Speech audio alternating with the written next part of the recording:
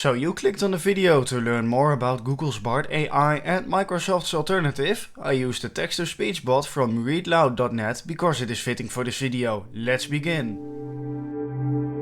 Let's talk about Google's Bard AI and Microsoft's alternative. It was a clear signal that Google is indeed concerned about the rapid advance of AI chatbots and Microsoft's role in this. This was already rumored, but in the meantime everyone can see that the search giant feels competition for the first time in decades in its core business, web search. We haven't been able to try out Bard and the new Bing yet, but it's good to take a look at what this development entails, why it's happening right now, why Google is concerned and what other concerns are involved with these AI chatbots. What Google almost has a monopoly on is the search engine. You know how that works since you are watching tech site on YouTube, a website you probably found using Google. Google also tries to keep users on their own page by adding information, for example about shops or restaurants. There are contact details and reviews, as well as photos. The addition of the AI chatbot is functional, so more of an evolution of a development that has been going on for some time. The AI chatbots will provide much more extensive answers to questions that can be much more complex than is currently possible. In addition, it is possible to ask follow-up questions, whereby the chatbot can adjust its answer to the context of the first question. This makes it feel more like a conversation. That's something that Google Assistant has obviously been able to do for years, but it's not in the search engine. Bard needs to turn Google into an answering machine instead of a search engine. Google has given several examples, including a question about whether the piano or guitar are easy to learn. Google also talks about planning a trip. Ironically, the latter is also an example that Microsoft mentioned in its Bing presentation. In addition, Bing can calculate whether a certain piece of furniture fits in a certain car by looking up the dimensions and getting started with that. Both companies emphatically believe that this is a new chapter for search engines. According to them, AI is radically changing the use of this software. This raises all kinds of new questions, not only about the search engine, but also about the internet in a broader sense. Then the question is this a good idea? It's easy to get excited about these developments, because search engines have been the status quo for years. There is also a lot of drama around all of this. But is it fair? Microsoft director Satya Nadella certainly sees it that way. He said in an interview, "Google is the 800-pound gorilla in this story. I hope with our innovation they want to come out and show they can dance. And I want people to know that we forced them to dance, and I think that it will be a beautiful day." That imagery is crystal clear. Microsoft wants to compete with Google in search, something that has not actually happened in 20 years in a serious way. Google is dancing too.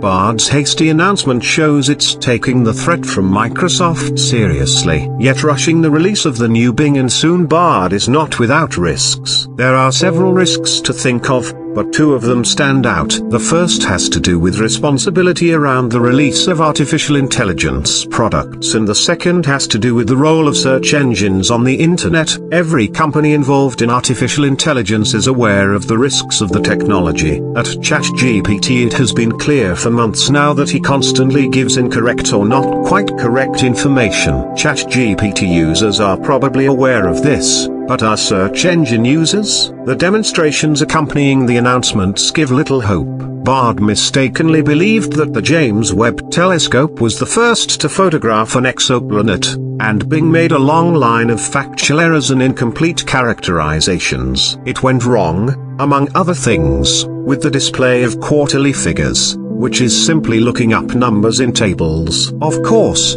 errors can be fixed, although it seems to point to deeper system errors. In any case, it shows that users will have to check every fact mentioned by Bard or Bing, because it sometimes conceals sources, distorts information and has no idea whether the system is reporting information correctly. We are used to computers that give correct output in any case on the basis of correct input. In recent decades, the problem of incorrect output has been more frequent with users than with the computer. With Bard and Bing it is the other way around. The output is unpredictable, far from being the same for everyone and, moreover, apparently has a problematic relationship with reality. In their current form, they are more bullshit generators than answering machines. Finally, the rapid arrival of Bard and Bing is the most exciting development in the world of search engines in a long time. Artificial intelligence is nothing new anymore, but the development of the large language models is now changing for the first time something fundamental that every internet user may do dozens of times a day. It's exciting to see that the great Goliath of the search world now seems threatened for the first time in years. Microsoft also emphatically sees the new Bing as a way to win souls. There's a waiting list, and if you want faster access you'll need to make Bing your default search engine and download the Bing app. Microsoft does not have to become a market leader,